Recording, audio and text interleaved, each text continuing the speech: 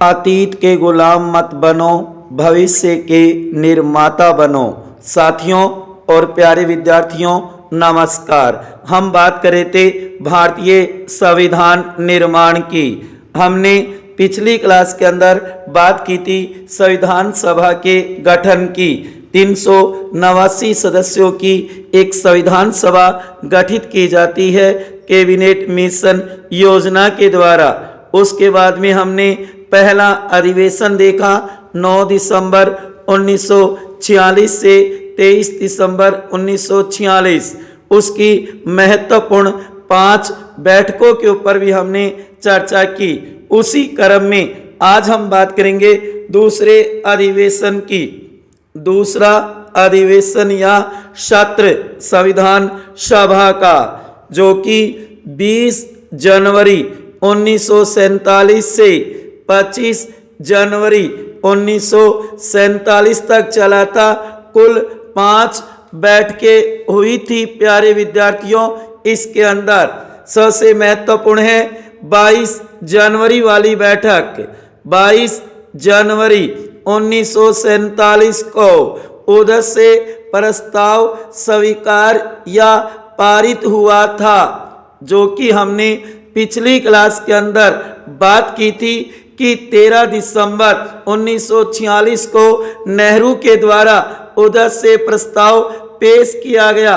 उसके ऊपर 8 दिन चर्चा हुई थी और उसके अंदर 8 महत्वपूर्ण बातें कह दो, बिंदु कह दो या पॉइंट थे, लेकिन उस समय उसे पारित नहीं किया था, क्योंकि उस समय संविधान सभा के अध्यक्ष डॉक्टर राजेंद्र प्रसाद ने कहा कि आज मुस्लिम लीग हमारे भाई हमारे बीच मौजूद नहीं है। उनकी अनुपस्थिति में हमारा उत्तरदायित्व और बढ़ गया है।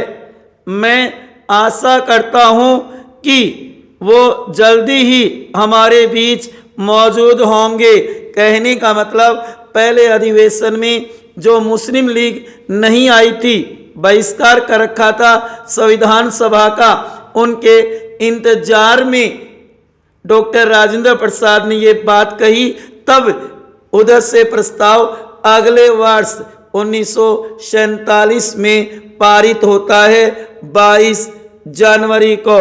अति महत्वपूर्ण डेट है ये, बहुत बार पेपर में पूछी भी जाती है।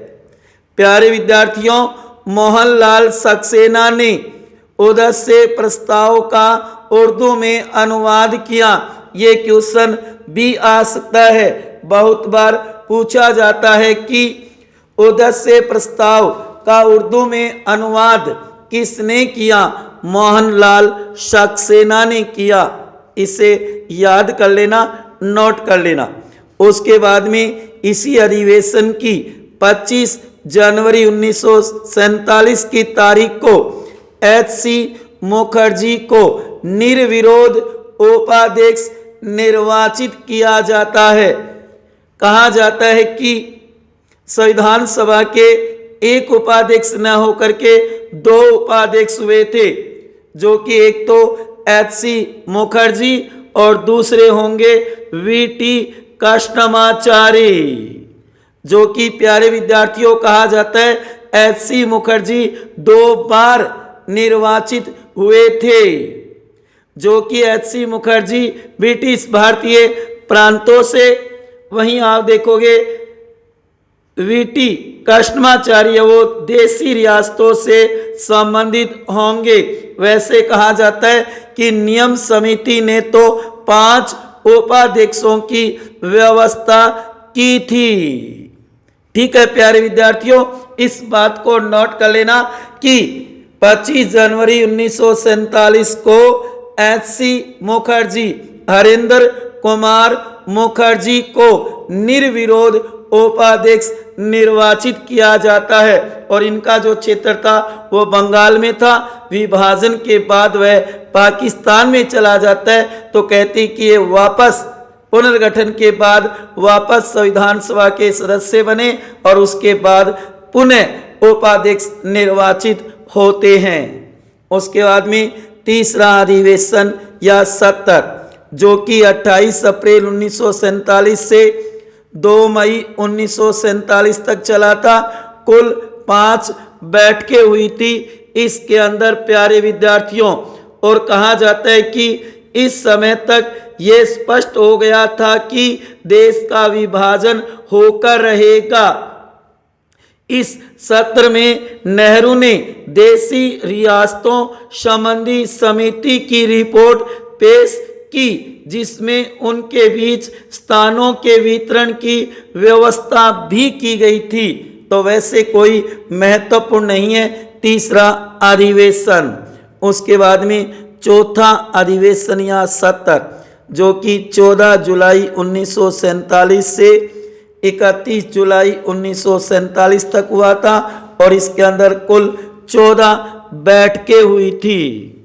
जो कि कहा जाता है कि इस समय भारतीय स्वतंत्रता अधिनियम ब्रिटिश संसद में पेश हो चुका था प्यारे विद्यार्थियों।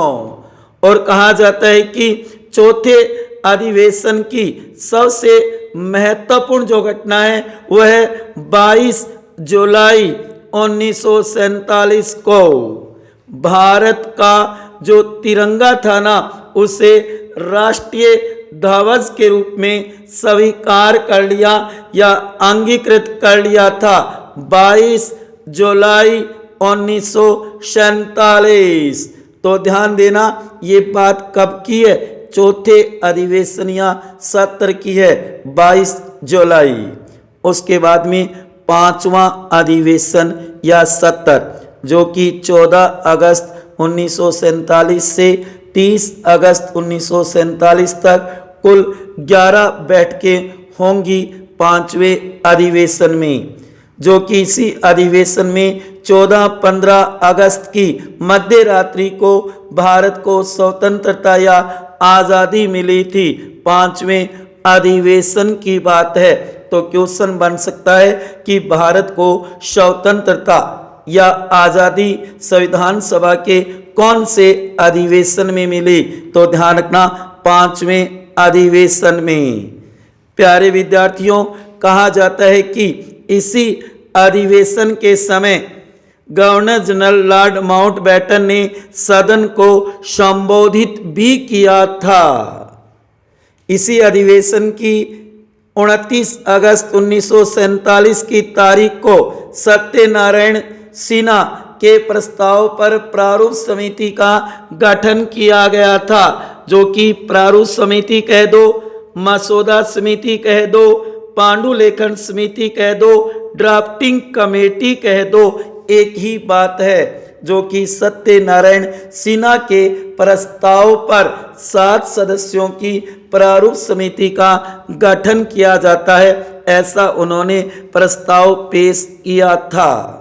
यही प्रारूप समिति BN राव के द्वारा जो भारतीय संविधान का प्रारूप तैयार किया गया था उसकी जांच का कार्य करेगी। जो कि 30 अगस्त 1947 को डॉक्टर भीमराव अंबेडकर को अध्यक्ष या सभापति निर्वाचित किया जाएगा इस प्रारूप समिति का। जो कि कई जगह 29 अगस्त भी है, जबकि सही देखा जाए तो 30 अगस्त होगा साथियों। अगर दोनों हैं तो आपको 30 अगस्त करना है, अगर 30 नहीं है तो 29 अगस्त दे रखा है तो 29 अगस्त को राइट कर देना। जो भी ऑप्शन में आपको बेटर नजर आए उस समय वही उत्तर करना है। इस समिति में कुल 7 सदस्य थे प्रारूप समिति में। जो कि नंबर 1 डॉक्टर भीमराव अंबेडकर जो कि इसके अध्यक्ष या सभापति थे। वेरी मोस्ट क्वेश्चन है कि भारतीय संविधान निर्मात्री सभा की प्रारूप समिति या संविधान सभा की प्रारूप समिति के अध्यक्ष कौन थे? भीमराव अंबेडकर। नंबर 2 N गोपाला स्वामी अयंगर जो कि सदस्य थे इसके। नंबर 3 KM मुंशी कन्हैयालाल माणिक्यलाल मुंशी जो कि इसके सदस्य थे और ये मूलतः कांग्रेसी थे। तो ये क्वेश्चन भी आ सकता है कि प्रारूप समिति में कांग्रेस का एकमात्र, वैसे तो सभी कांग्रेस के बैनर तले जीते हुए सदस्य थे, लेकिन मूलतः कांग्रेस का पूछे तो के.एम. मुंशी होगा साथियों। उसके बाद में नंबर 4 अलादी कृष्णा स्वामी अय्यर सदस्य थे। उसके बाद में नंबर 5 मोहम्मद शादुल्ला सदस्य थे, एकमात्र मुस्लिम सदस्य। नंबर 6 एन माधवराव जो कि बी.एल. मित्र की जगह नामजद हुए थे, क्योंकि बी.एल. मित्र ने त्याग पत्र दे दिया और उसके बाद में अध्यक्ष ने एन माधवराव को मनोनीत या नामजद किया था। मैं गया और मैं ही आ गया, मित्र चला गया, उसकी जगह माधवराव आ गया, ऐसे तैयार कर लेना साथियों। उसके बाद में नंबर 7 टी कृष्णमाचारी जो कि डी.पी. खेतान की जगह नामजद होंगे, क्योंकि पहले तो इनका निर्वाचन होता है, बाद में ये नियम बनाया जाता है कि अगर स्थान रिक्त हो जाए तो उसके बाद में अध्यक्ष मनोनीत या नामजद कर सकता है, निर्वाचन नहीं होगा। तो यहाँ ध्यान रखना, डी.पी. खेतान की मृत्यु हो जाएगी, उसकी जगह आएगा टी कृष्णमाचारी, ख की जगह क आ जाएगा, जबकि यहाँ मैं की जगह मैं आएगा। वैसे देखा जाए तो सभी नाम भगवान श्री कृष्ण के नाम पर है, जैसे कि गोपाला स्वामी भगवान श्री कृष्ण का नाम है गोपाल। फिर देखो कन्हैयालाल मुंशी, तो कन्हैया भी कौन है, हमारे भगवान श्री कृष्ण। उसके आदमी कृष्णा स्वामी, तो ये देखो कृष्ण नाम। फिर उसके आदमी माधव भी भगवान श्री कृष्ण का नाम है।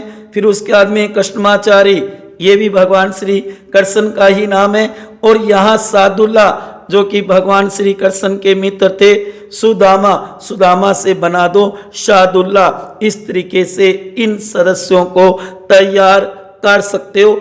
अति महत्वपूर्ण है, बहुत बार इसमें से क्वेश्चन पूछा जाता है कि प्रारूप समिति का कौन सदस्य था या कौन नहीं था।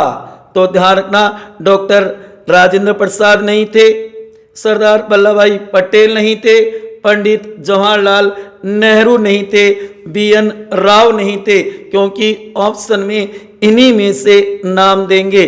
केवल ये 7 सदस्य होंगे प्यारे विद्यार्थियों, इनको अच्छी तरीके से तैयार कर लेना। आगे हम चर्चा करेंगे कि छठा अधिवेशन कैसे हुआ, प्रारूप समिति किस तरीके से प्रारूप की जांच करेगी और उसके बाद में अध्यक्ष को सौंपेगी। तो आज हमने दूसरे, तीसरे, चौथे और 5वें अधिवेशन के ऊपर चर्चा की और कई महत्वपूर्ण फैक्ट या तथ्य देखे। प्यारे विद्यार्थियों, ये वीडियो अगर आपको अच्छा लगा हो तो इसे ज़्यादा से ज़्यादा शेयर करना। और अंत में यही कहूँगा, सदा खुश रहो, हंसते रहो, मुस्कुराते रहो, प्रेम से मस्त रहो अपने लिए और अपनों के लिए। इसी के साथ आपका बहुत बहुत धन्यवाद। मिलते हैं अगली क्लास के अंदर।